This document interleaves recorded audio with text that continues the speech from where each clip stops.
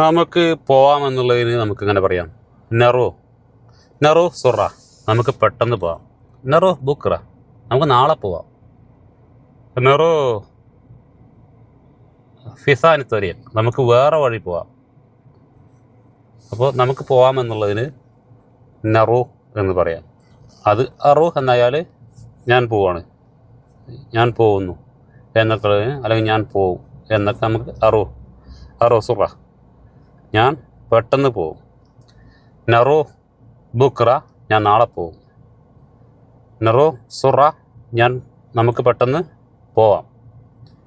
അപ്പോൾ നെറു എന്ന് പറഞ്ഞാൽ നമുക്ക് പോവാം എന്നുള്ളതും, അറു എന്ന് പറഞ്ഞാൽ ഞാൻ പോവും, ഞാൻ പോകുന്നു എന്നൊക്കെ ഉള്ളതാണ്. അതുപോലെ നെറു ഫിസാനി വക്ത്,